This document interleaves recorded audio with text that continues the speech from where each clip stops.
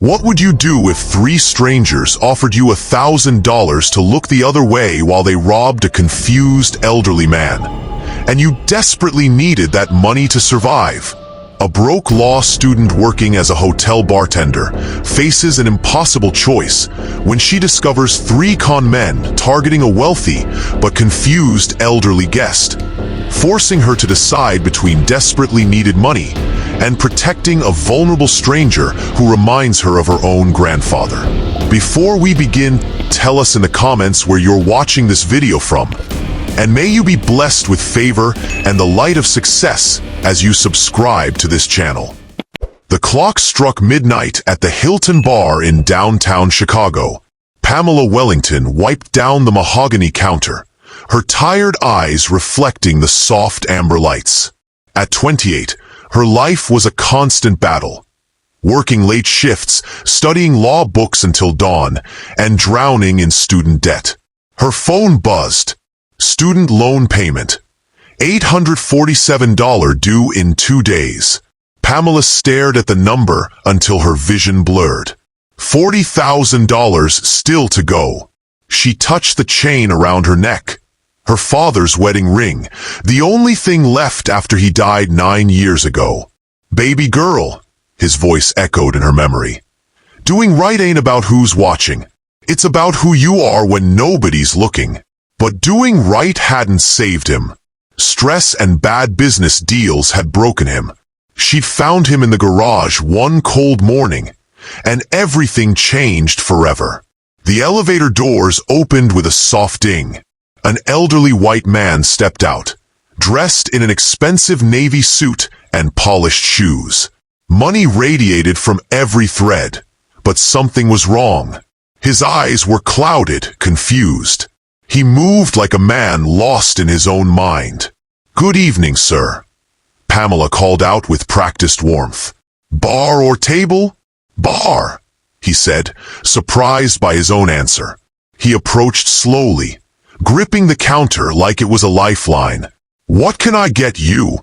He frowned, struggling. Whiskey? What kind do you have? I should know what I'm ordering, shouldn't I?" Pamela's heart sank. She recognized the signs. Her grandfather had been the same way before he passed. "We have Macallan Jameson, Maker's Mark," she offered gently. Macallan? The word came sharp, desperate. "Neat. Yes, that's right." She poured the golden liquid, noticing his trembling hands. "You staying here at the hotel?" "I think so." He stared into his glass like it held answers. "My daughter Rebecca's supposed to meet me. She's always late, that one. Gets it from her mother." Pamela glanced at the clock. 12:23 a.m. "How long have you been waiting?" "Since 7, or maybe 8. He took a shaky sip. "Time moves different when you're waiting for someone important." 4 hours. Pamela's training said to stay professional, keep distance. But something about this man's quiet pain tugged at her heart. "Rebecca's your daughter?" His face lit up, then crumbled. "Rebecca was my daughter. Car accident 5 years ago. 26 years old." His voice broke. "Sometimes I forget she's gone. My mind plays tricks now." The silence was heavy with grief. "I lost my wife Margaret 2 years ago. Cancer. 38 years of marriage, and I spent most of it buried in work." He looked up with eyes full of regret. "Always thought there'd be more time." At 12:45 a.m., everything changed. 3 young white men stepped from the elevator, moving like sharks who'd smelled blood. Designer suits, expensive watches, practiced smiles. But Pamela had grown up in tough neighborhoods. She knew predators in any disguise. "Evening," the tallest one said, his smile empty as winter. "We're looking for Mr. Harrison. Driver service sent us." Every alarm bell in Pamela's head started ringing. "Driver service?" The old man looked confused. "I didn't call for a driver." "Your assistant called, sir." the second man lied smoothly. Something about getting you home safely. We heard you've been waiting for your daughter. Oh yes. The man's face brightened with false hope. Rebecca must have sent you. She's always taking care of her old dad. That's right, the third man said, stepping closer. She's worried about you getting home safe. Late night in the city, you know. Pamela's blood turned to ice. This was a setup.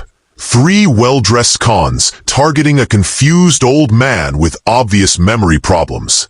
We just need to settle the fare up front, the tall man continued. Cash only. Our system's down. It's a premium service, late night, downtown traffic. $2,000 should cover it. $2,000 for a taxi ride. The old man reached for his wallet, pulling out a roll of bills thick enough to make Pamela's knees weak. More money than she made in 2 months. Plus tip, of course, the tall man added. Our driver's been waiting over an hour. Here we are, the old man said, counting out 20s with shaking fingers. $2,000 for the ride. He looked at Pamela with sparkling eyes. And this sweet young lady has been so kind tonight. $1,000 for her, for keeping me company. $1,000. Pamela stared at the money like it was fire. $1,000 would cover her rent for 3 months.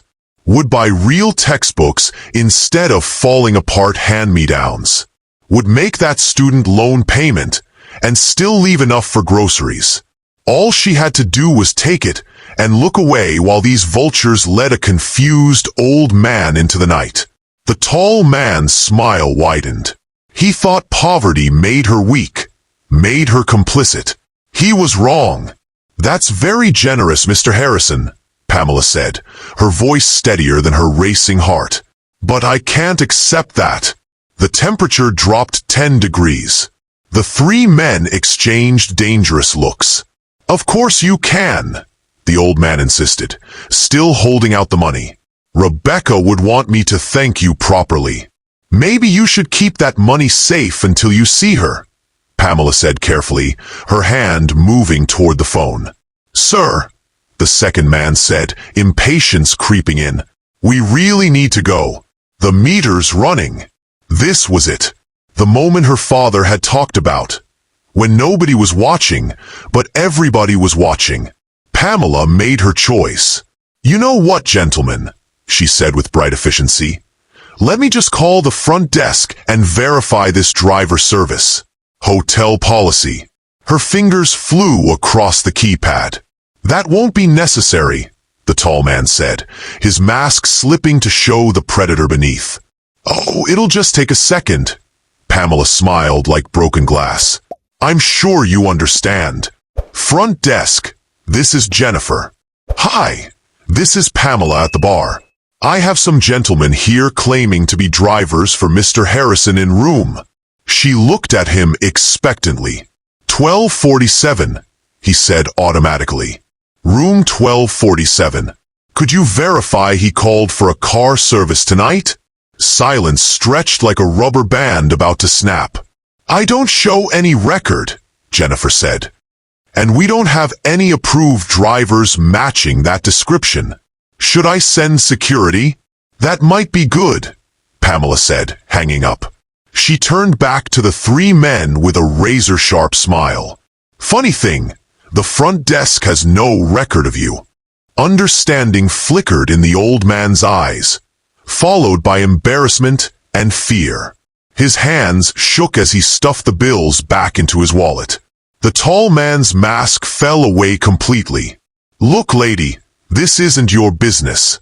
Actually, it is, Pamela said, pressing the security button under the bar. This is my bar. That's my guest. And you're leaving. Now. The soft chime would bring help running. You're making a mistake, the second man warned, his voice low and threatening. Maybe, Pamela said, meeting his stare without flinching. But it's my mistake to make. The 3 men calculated odds, weighing risks. A confused old man with a fat wallet wasn't worth fighting a determined bartender who'd already called backup. "Have a nice evening," the tall man said through gritted teeth. They melted back into the lobby like the shadows they were. Mr. Harrison sat in stunned silence, his whiskey forgotten. "They were going to rob me," he said finally. "Yeah," Pamela said softly. "They were. And you stopped them, even though they offered you money. A lot of money." Pamela looked at this vulnerable man who reminded her too much of her grandfather. "Especially because they offered me money." Security arrived 3 minutes later, police 20 minutes after that. Detective Lisa Rodriguez took their statements while Mr. Harrison struggled with confusion, mixing up details, asking if Rebecca was still coming. "You did the right thing," Detective Rodriguez told Pamela. "This matches a group we've been tracking. They target elderly hotel guests with cognitive issues." It was 2 a.m. when Pamela helped Mr. Harrison back to his room. In the elevator, he seemed smaller, diminished by the night's events. "There is no Rebecca, is there?" he asked as they reached his door. Pamela's throat tightened. "No, sir. She's gone. They're both gone. Margaret and Rebecca. And I'm alone because I chose work over family for 30 years. He fumbled with his key card. The mind forgets details, but the heart remembers the guilt. "You're not alone tonight," Pamela said, helping with the door. He turned back, his eyes clearer than they'd been all evening. "Thank you. Not just for tonight, for treating me like I still mattered." "You do matter," Pamela whispered. "You are worth protecting." The door closed with a soft click. The package arrived on a Tuesday. Inside was a gold watch, well-worn but elegant, with an inscription. "To those who choose right over easy, Samuel." The note was written in shaky handwriting. "Dear Pamela, this was my father's watch. He taught me that doing right isn't always easy, but it's always worth it.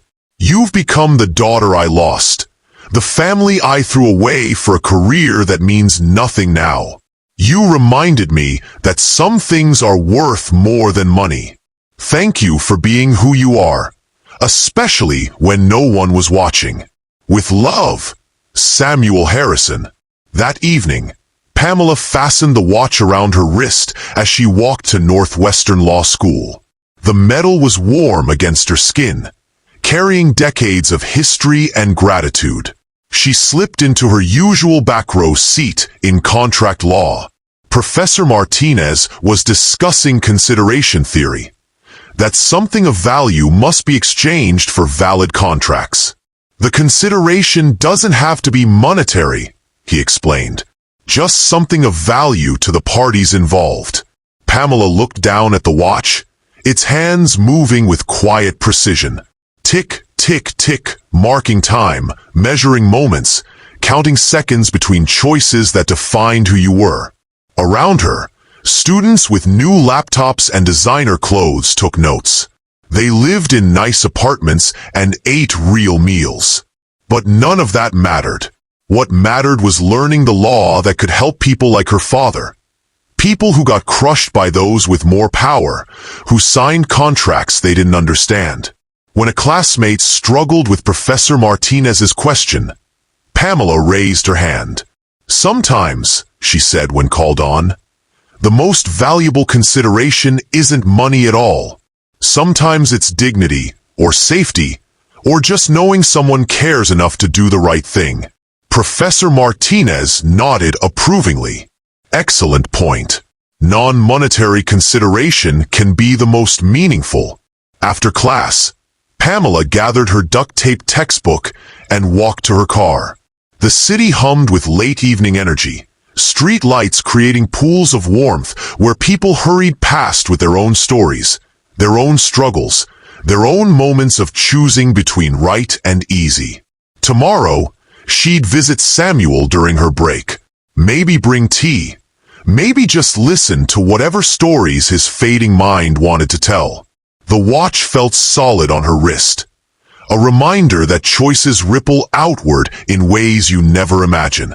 That sometimes the most important thing you can do is the right thing, even when nobody's watching. Well, somebody had been watching after all, and in protecting him, she'd found something she didn't know she was looking for. A father figure who needed her as much as she'd once needed her own dad. The watch kept perfect time, measuring moments that mattered, counting the seconds of a life lived with purpose. Outside, Chicago sparkled like scattered diamonds, each light representing someone's chance to choose between right and easy. Pamela Wellington had made her choice, and it had made all the difference.